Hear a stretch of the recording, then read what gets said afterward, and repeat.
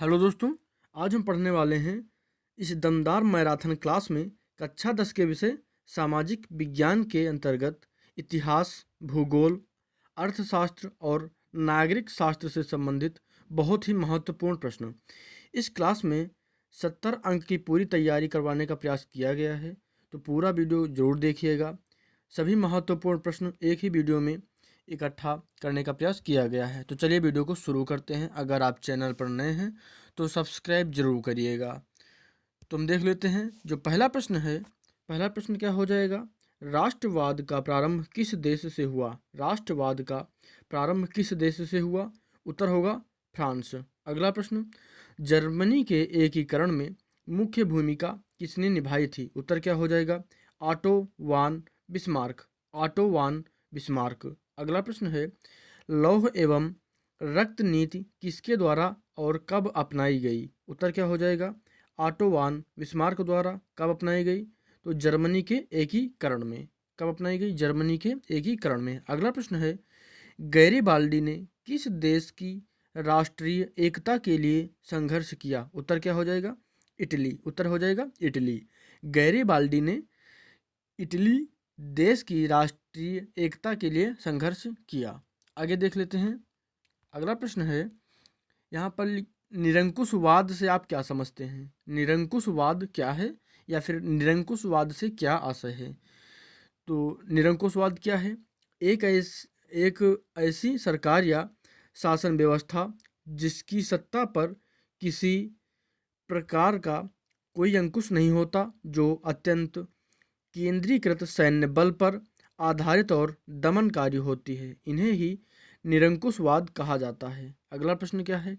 कार्य प्रणाली से क्या आशय है? कार्य प्रणाली से क्या आशय है? उत्तर क्या हो जाएगा? यह प्रणाली विभिन्न राष्ट्रों के बीच होने वाला एक समझौता था। इसका मुख्य उद्देश्य पारस्परिक आर्थिक हितों की रक्षा करना एवं उन्हें प्रोत्साहन देना था। तो कार्य प्रणाली क्या हो जाएगी? यह प्रणाली विभिन्न राष्ट्रों के बीच होने वाला एक समझौता था। इसका मुख्य उद्देश्य पारस्परिक आर्थिक हितों की रक्षा करना एवं उन्हें प्रोत्साहन देना था। आगे देख लेते हैं। हमारा अगला प्रश्न है, जब फ्रांस छींकता है तो बाकी यूरोप को सर्दी जुकाम हो जाता है, यह कथन किसका है? तो यह है मैटरनिख का। किसका? मैटरनिख का ये कथन है। आगे देख लेते हैं। रूढ़िवाद से आप क्या समझते हैं? एक ऐसा सामाजिक दर्शन, एक ऐसा राजनीतिक दर्शन एक ऐसा राजनीतिक दर्शन जो परंपरा स्थापित संसाधनों, पौराणिक परंपराओं और रिवाजों पर बल देता है, रूढ़िवाद कहलाता है। आगे देखते हैं, मेनर क्या था? तो मेनर भूमि का वह टुकड़ा जो सामंती व्यवस्था में भूस्वामियों के अधीन होता था तथा जिस पर सामंतों के घर, किले और खेत के अतिरिक्त भूमिहीन किसान भी रहा करते थे, ये मेनर कहलाता था। आगे देख लेते हैं। अगला प्रश्न है, प्रथम विश्व युद्ध कब हुआ था? प्रथम विश्व युद्ध कब हुआ था? तो यहाँ पर प्रथम विश्व युद्ध की अवधि क्या है? 1914 से 1918 तक। और द्वितीय विश्व युद्ध की अवधि क्या है? 1939 से 1945 तक।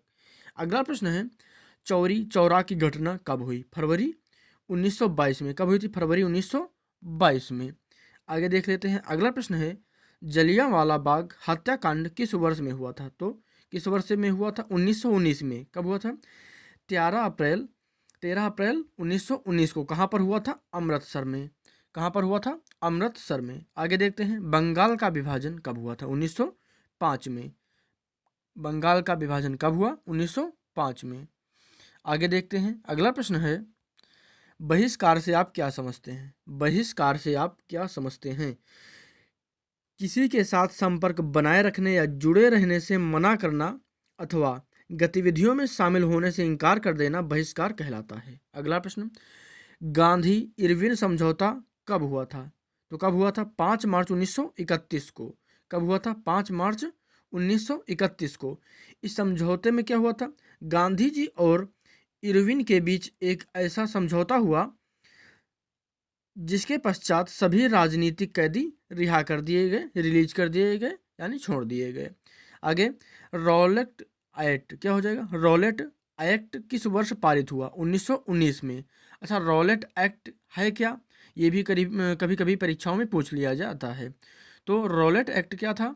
रॉलेट जो रॉलेट एक्ट था, एक ऐसा कानून था जिसमें किसी भी भारतीय को बिना मुकदमा चलाए शंका के आधार पर गिरफ्तार किया जा सकता था। इसीलिए इस एक्ट का विरोध किया गया। आगे देख लेते हैं। अगला प्रश्न है, आप चाहें तो इन प्रश्नों का स्क्रीनशॉट ले सकते हैं। वंदे मातरम गीत के रचयिता कौन थे? वंदे मातरम गीत के रचयिता कौन थे? बंकिम चंद्र चटर्जी। अगला प्रश्न, हिंदुस्तान सोशलिस्ट रिपब्लिकन आर्मी की स्थापना किसने की थी? उत्तर हो जाएगा भगत सिंह।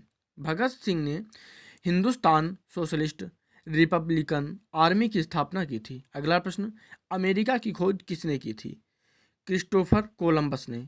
अमेरिका की खोज किसने की थी? क्रिस्टोफर कोलंबस ने। कब की थी? 1492 में। अगला प्रश्न, किस देश से उत्कृष्ट कपास पूरे यूरोप में निर्यात की जाती थी? किस देश से उत्कृष्ट कपास पूरे यूरोप में निर्यात की जाती थी? उत्तर हो जाएगा भारत। आगे देखते हैं। अगला प्रश्न है, कॉर्न लॉ से आप क्या समझते हैं? कॉर्न लॉ से आप क्या समझते हैं? उत्तर क्या हो जाएगा? जमींदारों के दबाव के कारण सरकार ने कॉर्न यानी मक्का के आयात पर प्रतिबंध लगा दिया। इस कानून को सामान्यतः कॉर्न कॉर्न लॉ के नाम से जाना जाता है। अगला प्रश्न है, अमेरिका के किस शहर को सोने का शहर कहा जाता था? उत्तर क्या हो जाएगा? L Dorado. अगला प्रश्न है, व्यापार अधिवेशन क्या है? व्यापार अधिवेशन क्या है? वह स्थिति जिसके अंतर्गत निर्यात का मूल्य आयात से अधिक होता है, व्यापार अधिवेशन कहा जाता है। क्या कहा जाता है? व्यापार अधिवेशन। अगला प्रश्न है, एजेंडा 21 का संबंध किससे है? उत्तर क्या हो जाएगा? सतत पोषणीय विकास से। अगला प्रश्न है, एजेंडा 21 का संबंध किससे है?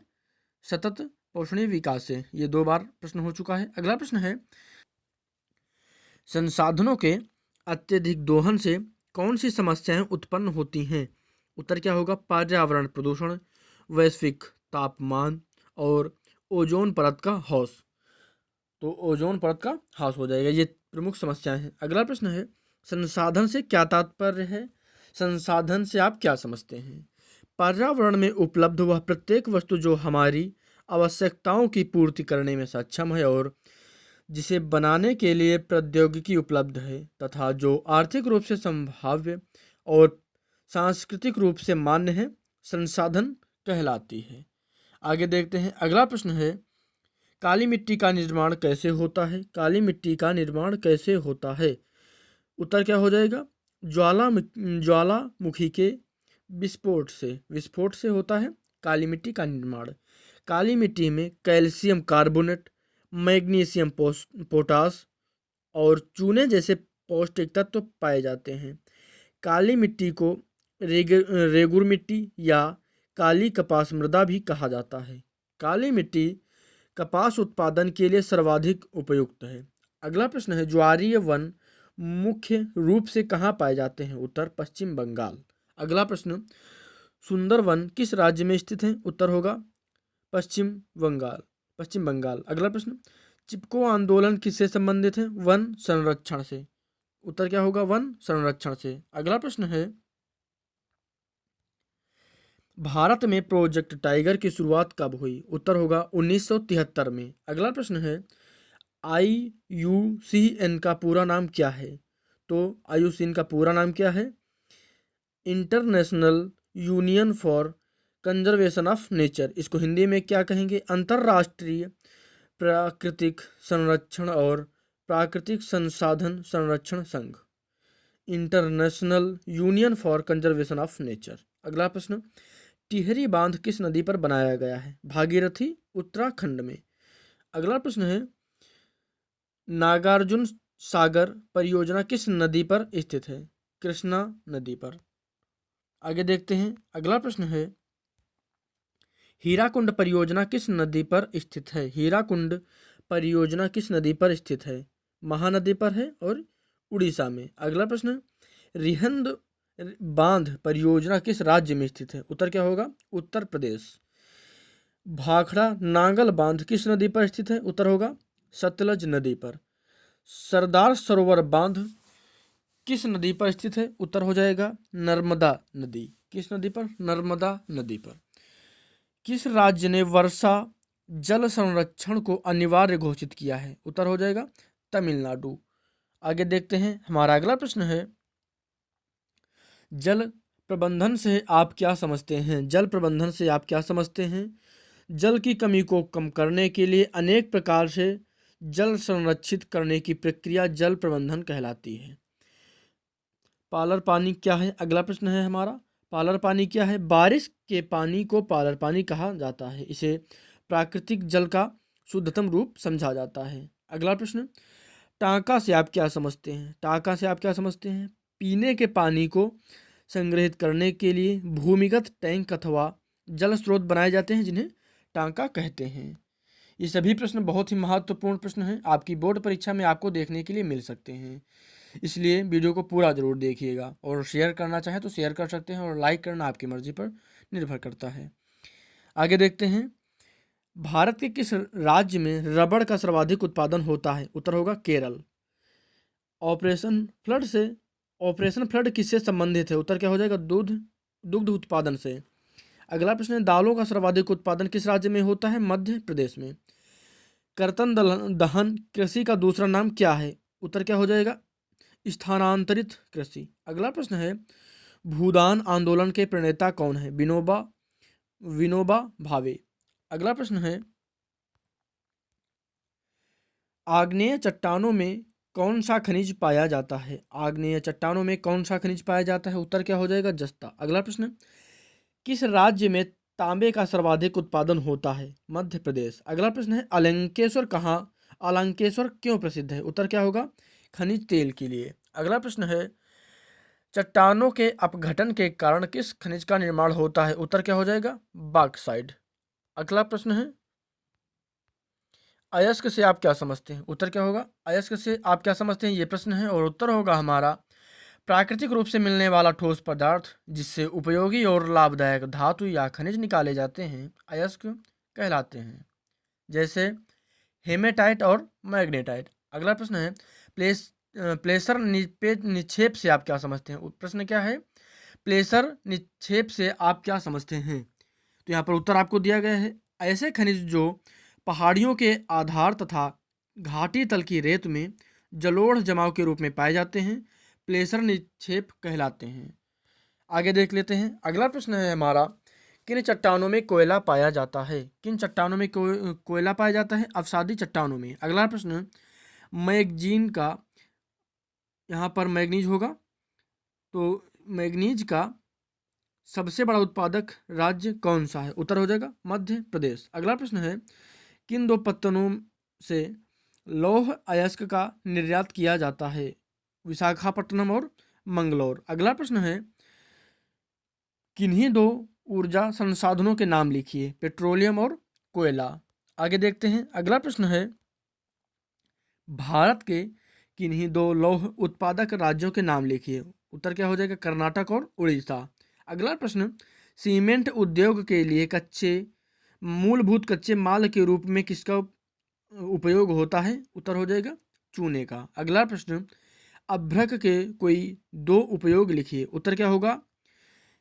पहला जो उत्तर उपयोग हो जाएगा, उच्च गलनांक होने के कारण इसका उपयोग बहुत से उद्योगों में किया जाता है। और दूसरा जो उपयोग है, वर्तमान में इसका उपयोग बिजली के उपकरणों में किया जाता है, क्योंकि यह ताप एवं विद्युत का कुचालक होता है।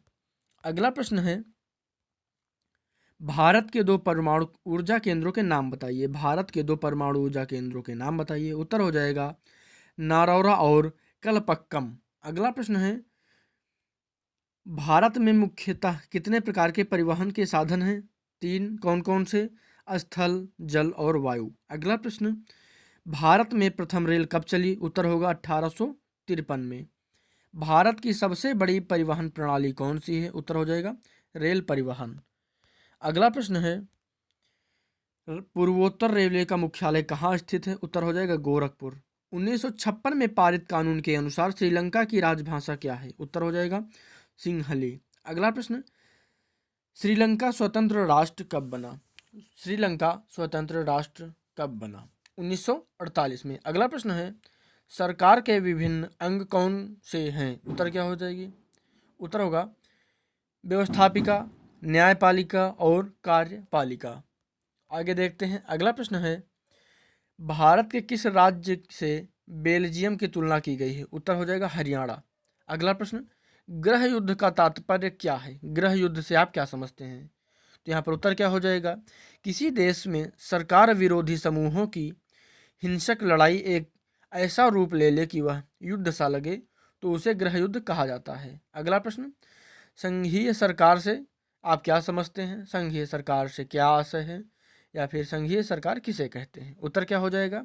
ऐसी सरकार जिसके अधीन राष्ट्रीय महत्व के विषय होते हैं संघीय सरकार कहलाती है। अगला प्रश्न है, विदेशी मामले, बैंकिंग, संचार और मुद्रा किसके अंतर्गत आते हैं? उत्तर संघ सूची। अगला प्रश्न, गठबंधन सरकार किसे कहते हैं, यानी गठबंधन सरकार से क्या आशय है? उत्तर क्या होगा? एक से अधिक राजनीतिक पार्टियों द्वारा एक साथ मिलकर बनाई गई सरकार को गठबंधन सरकार कहते हैं। अगला प्रश्न, 1968 में ओलंपिक मुकाबले किस देश में हुए? उत्तर होगा मैक्सिको। अगला प्रश्न, पीटर नॉर्मन किस देश के खिलाड़ी थे? उत्तर ऑस्ट्रेलिया। उत्तर क्या हो जाएगा? ऑस्ट्रेलिया। अगला प्रश्न है, समरूप समाज किसे कहते हैं? समरूप समाज किसे कहते हैं? उत्तर क्या होगा?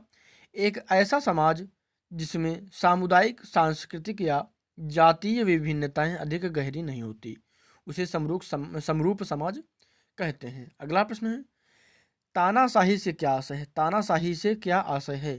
तानाशाही सरकार का वह रूप है जिसमें एक व्यक्ति सत्ता हथिया लेता है और उसके पश्चात शासन को अपनी इच्छा अनुसार चलाता है।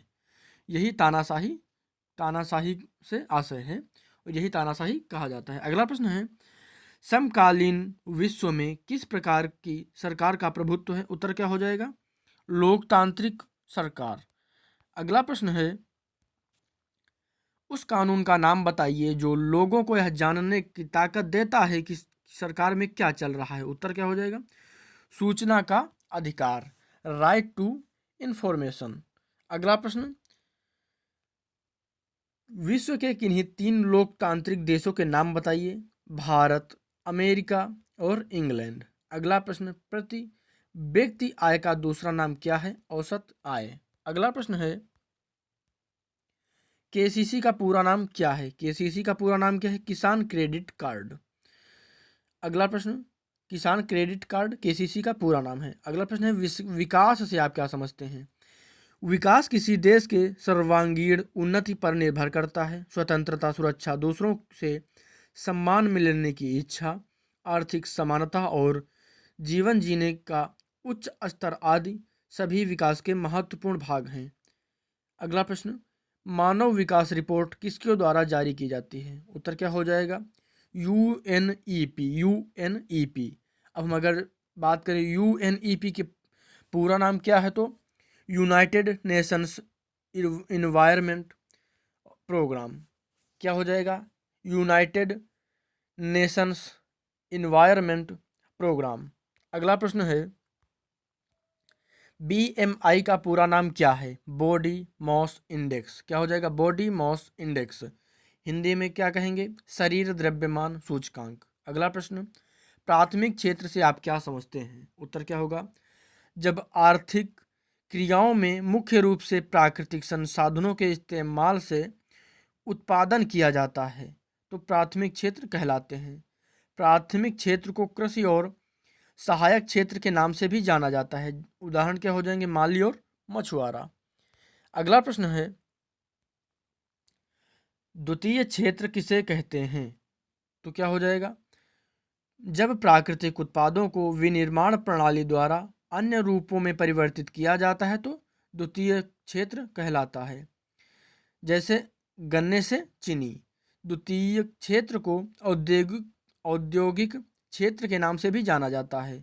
उदाहरण क्या हो जाएगा? दर्जी और टोकरी बुनने वाले। अगला प्रश्न है, तृतीयक क्षेत्र से आप क्या समझते हैं? यहाँ पर जो प्राथमिक क्षेत्र है, द्वितीयक क्षेत्र है और तृतीयक क्षेत्र है, यहाँ से कभी कभी उदाहरण और परिभाषाएं डायरेक्ट ही बहुविकल्पीय और अति लघु उत्तरीय प्रश्नों में पूछ लिए जाते हैं, तो इन्हें आप जरूर याद रखें। तो यहाँ पर क्या हो जाएगा? तृतीयक क्षेत्र से आप क्या समझते हैं?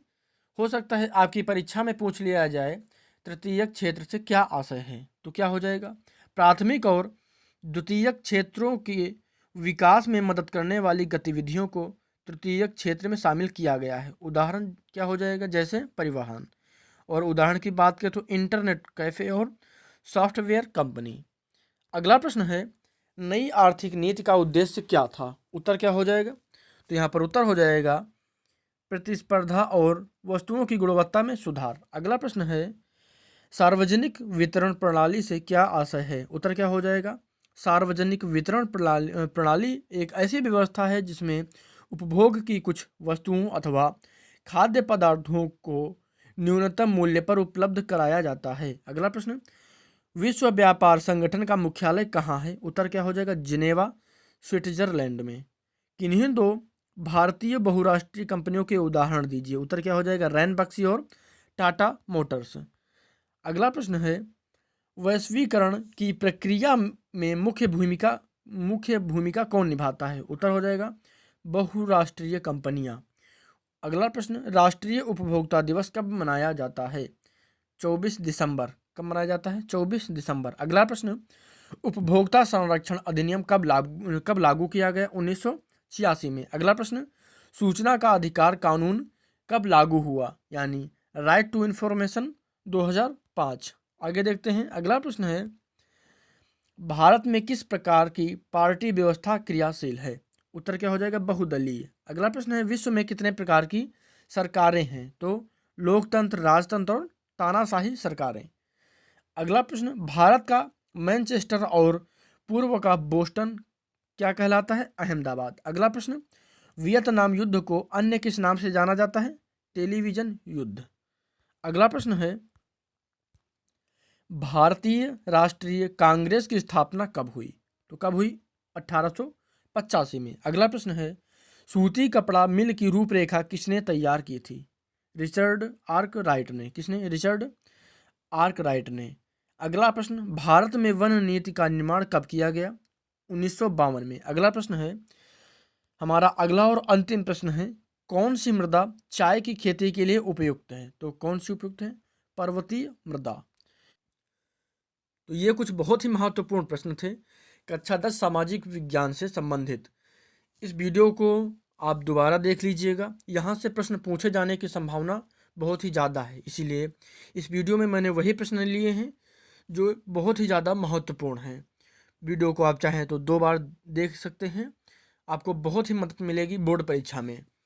और आपके मन में अगर कोई सवाल है तो नीचे कमेंट बॉक्स में कमेंट जरूर करिएगा। और अभी तक चैनल को सब्सक्राइब नहीं किया है तो सब्सक्राइब जरूर करें, और शेयर करना चाहे तो शेयर भी कर सकते हैं। वीडियो को पूरा देखने के लिए आपका बहुत बहुत धन्यवाद।